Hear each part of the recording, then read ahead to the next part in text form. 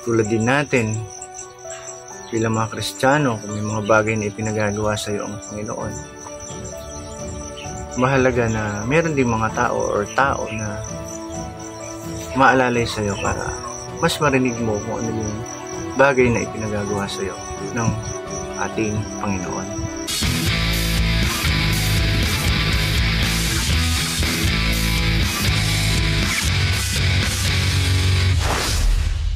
Okay, gandang hapon po sa ating lahat. Welcome po muli to my channel, Bro Archie TV.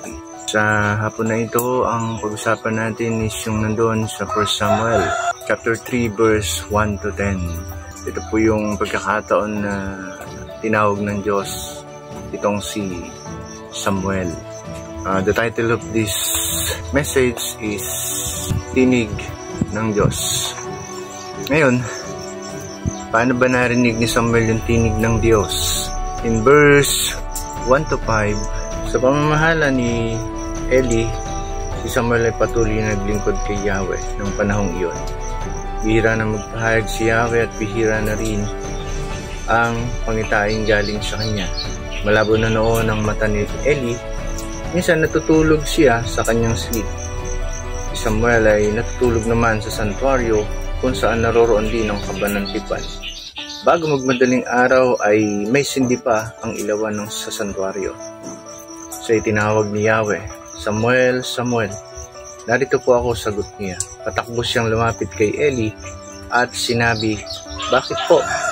Sinabi ni Eli, hindi kita tinatawag, matulog ka na uli. Nagbalik nga siya sa kanyang higaan. May kita po natin dito paano narinig nitong si Samuel ang tinig ng Diyos. May kita po natin ang kinaroroonan ni Samuel that time is doon sa santuaryo. At yung oras na tumawag sa kanya si Yahweh ay madaling araw. Kaya mapapansin po natin dito na minsan maaaring madinig mo ang tinig ng Diyos sa isang tahimik na lugar at sa oras na tahimik. Kasi kung titignan po natin ang Panginoong Jesus, ganoon din po ang kanyang practice doon sa Mark 1:35. Madaling araw pa'y bumangon na si Jesus at nagpunta sa isang lugar na walang tao at doon ay nanalangin siya. Isang place of reflection, kumbaga. Kasi si Samuel, nasa ganoong setup siya nung siya ay tawagin ng Panginoon. Kaya nga, minsan, may mga pagkakataon na mas naririnig natin ang tinig ng Panginoon sa mga panahon na nakakapag-reflect tayo. Minsan, marahil pagka may sakit tayo, na-injury tayo, may crisis tayong pinagdadaanan, nagkakaroon tayo ng panahon na makapagbulay-bulay upang mas marinig natin kung ano yung pinapangusap na kalooban ng Diyos sa ating mga buhay. Ganyan din, dapat meron tayong panahon para sa quiet time, yung panahon na pwede kang makipagnig sa Panginoon sa pagbabasa ng kanyang mga salita at sa oras ng pananalangin. Sa ganong panahon kasi pwedeng mas malinaw na marinig mo ang tinig ng ating Panginoon. Kasi si Samuel nasa isang lugar kung saan may oras ng katahimikan para mas lalo niyang malinaw na marinig ang tinig ng ating Panginoon. Sa kalawang bagay, paano narinig ni Samuel yung tinig ng Panginoon? In verse 3 and verse 8, si Samuel ay natutulog naman sa santuaryo kung saan naroroon din ang kaban ng tipan. Bago magmadaling araw, may sindi pa ang ilawan sa santuaryo. So itinawag ni Yahweh, Samuel, Samuel. Narito po ako, sagot niya. And then sa verse 8, sa ikatlong pagtawag ni Yahweh, muling lumapit si Samuel kay Eli at sinabi, narinig ko pong tinawag ninyo ako. Sa pagkakataong iyon, naunawa ni Eli na si Yahweh ang tumatawag sa bata. 3 times na paulit-ulit na tumatawag ang Panginoon kay Samuel. Marahil sa atin bilang mga Kristiyano, kinakausap tayo ng Diyos ng paulit-ulit. Siguro may mga pagkakataon na bakit may mga sitwasyon na paulit-ulit mong dinadaanan sa iyong buhay. Maybe nangungusap ang ating Panginoon sa sitwasyong iyon para may suko mo ang area na yon ng iyong buhay. Kaya ang struggle na yon or ang sitwasyon na yon paulit-ulit mong nararanasan dahil may pinapangusap ang Panginoon sa iyo sa area na yon ng iyong buhay. Kaya naman kung may mga pagkakataon na tinatawag ka ng Panginoon para sa kanyang ubasan, paulit-ulit siya na nangungusap sa iyo pero hindi mo ganong binibigyang pansin. Kasi noon marahil may nagsasabi sa iyo, magaling kang mag-devotion. Kung manamit ka para kang isang pastor, or pag nagpakanta ka, magaling ka at may potential ka. Tapos binibigyan ka ng papuri sa ganung bagay dahil nakita nila ang potential mo sa ganung area ng paglilingkod. Pero hindi mo gaano pang pinapansin dahil marahil nga ay hindi pa yon yung tamang panahon para mas marinig mo ng malinaw ang tawag sa iyo ng Panginoon. Pero dadating at dadating ang panahon na may hinog yung panahon na yon na ipapangusap sa iyo talaga. Mas makikilala mo talaga yung tinig ng Panginoon sa gusto niya na pagawa sa iyo. Kasi si Samuel nung pang-apat na pangusap ni Yahweh, saka lang sila nagkaroon ng malinaw na communication. Dahil ganun din tawag ng Panginoon sa iyong buhay.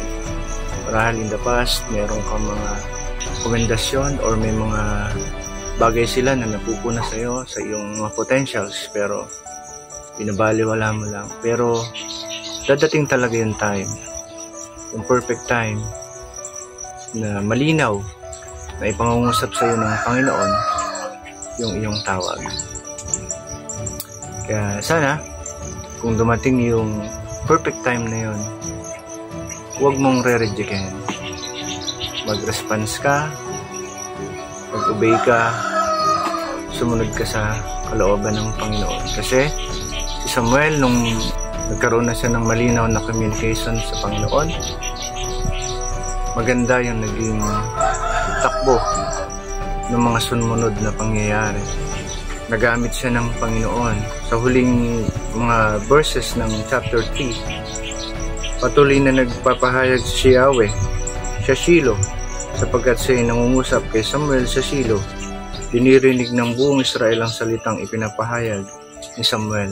Nakita natin kung paano ginamit ni Yahweh itong si Samuel. Kaya kung may malinaw na tawag sa iyo ng Panginoon, mag-obey lang. Huwag nating iwawalang bahala.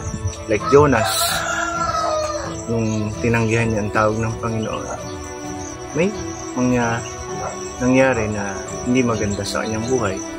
Kaya sana itong bagay na ito ay magsilbing paalala sa atin. Katlong bagay, paano narinig ni Samuel ang tinig ni Yahweh. In verse 9, sa ikatlong pagtawag ni Yahweh, muling lumapit si Samuel kay Eli at sinabi, naririnig ko pong tinawag ninyo ako. Sa pagkakataong iyon, naunawa ni Eli na si Yahweh ang tumatawag sa bata. Kaya sinabi niya, mahiga kang muli at kapag narinig mo pang tinawag ka, ganito ang sabihin mo, magsalita po kayo Yahweh, nakikinig po ang inyong lingkod. At muling ang nahiga si Samuel. Si Samuel merong Eli na umalalay sa kanya. Ganyan din sa buhay natin bilang mga Kristiyano, napakahalaga ng isang mentor or mentors sa ating buhay pananampalataya. Kasi may tulong ang mga mentor like your pastor or trusted na elders ng iyong church. May tulong sila to hear God's voice more clearly para mas maintindihan mo kung ano yung gustong ipagawa sa iyo ng ating Panginoon. In verse 9, sabi niya, kapag narinig mo pang tinawag ka, ganito ang sabihin mo. Tinuruan siya ng instruction. Kasi marahil that time, di alam ni Samuel kung anong kanyang dapat gawin sa ganoong sitwasyon na nangungusap sa kanya ang Panginoon. Tulad din natin, bilang mga Kristiyano, kung may mga bagay na ipinagagawa sa iyo ang Panginoon,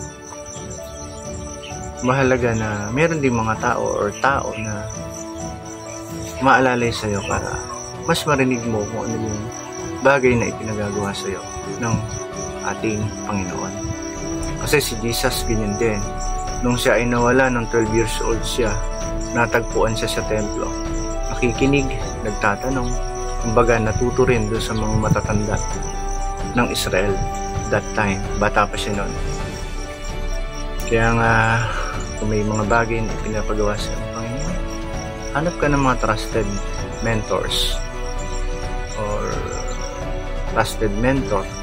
Humingi ka ng advice sa kanila para mas malinawan mo kung ano ba talaga yung ipinapangusap ng Panginoon sa iyong buhay na gusto niya na ipagawa sa iyo, or may mga bagay na gustong sabihin sa iyo ng Panginoon. Pwede ka nilang igabay para mas maunawaan mo ang tinig ng ating Panginoon.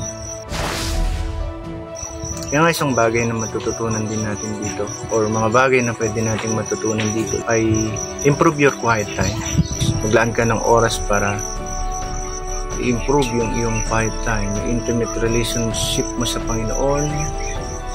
Mas may improve pagka meron kang oras ng pakikipagniig sa ating Panginoon sa pagbasa ng kanyang salita, sa iyong pananalangin, diba? Mga panahon na pwede kang makapag-reflect. I-avoid natin yung mga distractions like cellphone, TV, or whatever na pwedeng makahadlang sa atin para magkaroon tayo ng mas magandang quiet time sa ating Panginoon. Para pag magdedesisyon tayo, hindi emotion lang, kundi ayon sa katotohanan ng Panginoon.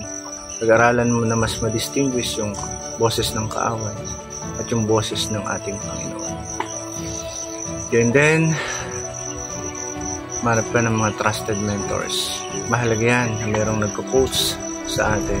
Kahit ang Panginoong Jesus kasi natuto rin siya doon sa mga matatanda ng Israel ng kanyang kapanahunan. At si Samuel, meron siyang Eli na umalalay sa kanya, nag-coach sa kanya.